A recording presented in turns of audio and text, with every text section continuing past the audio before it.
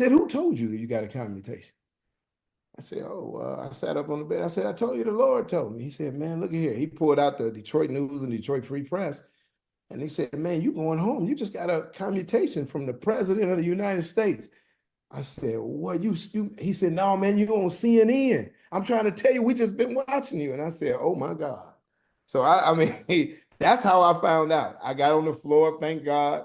And then I got in the bunk and went to sleep. You know, I was believing God for a miracle that for 7 years and 300 something days. And so it happened. I was wore out. And so I went to sleep. They came back at 3 in. How did you sleep? They got you on CNN. You going home. They're talking about you. They got reaction from Detroit. And I'm like, man, listen, it's over with, you know. Wow.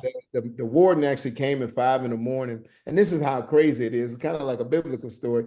He said, I'm going to get you out of here quick and quiet. I said, okay, all right. So he let me call home. When I had called the house, it was like 6 in at this time. All I hear is screaming. So I say hello. My sister answered the phone. So my sons, my aunt, my cousins, they all drove. They start driving at about 10. My sons came up from Florida. They were all in Atlanta. Came up from Florida. Everybody came. So they all get to the house and I called.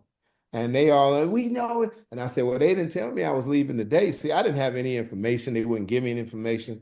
And so my my sister said, no, we'll see you today. And that's when the warden grabbed the phone because she wasn't supposed to say that, but she wanted to give me something. But anyway, they got me right out of there. I walked out of the front door, no chains, no nothing for the first time in that long.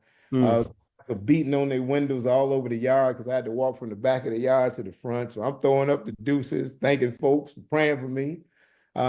Because it's hard to walk through with God through that process. Because I'm telling people I'm getting out of here. He's gonna make a way. I'm preaching about it. I'm teaching in the chapel about it. And people thought I was nuts right up until I walked out that front door. And they walked right to the airport, right up to Delta counter, gave me a ticket right through the TSA. And I got right on the plane and went home. And I mean, it was an amazing day that day because I saw how quickly things can turn around with that wind behind your back. And, after that, I wanted to thank Donald Trump. I spent a couple years trying to thank him. My sons wanted to go thank him personally. I never met Donald Trump, never had a conversation with Donald Trump.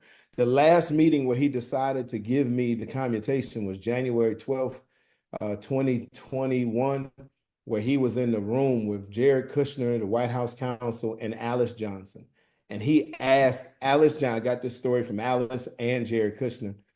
He asked her, what do you want, Alice? What do you want me to help you with before I get out of here? Now, mind you, this is after January 6th. People are going crazy. They're calling for his resignation. And he's having a conversation about me in the Oval Office, a prison. Wow. Crazy to me. And so Alice, who I'd never met at this point either, I had never met Alice, never had a conversation with her. She said, I want you to help Kwame Kilpatrick. Can you give him a commutation? And the White House counsel objects. No, we're not letting him out, blah, blah, blah, blah, blah. Me and Alice already had a conversation. And Trump told the White House counsel to sit down. He said, I'm going to help your guy, Alice. That's all he said. That was at 6 p.m.-ish on the night of the 12th. On the morning of the 13th at 8 o'clock in the morning, he signed my commutation. They embargoed it to the 20th when they told everybody else.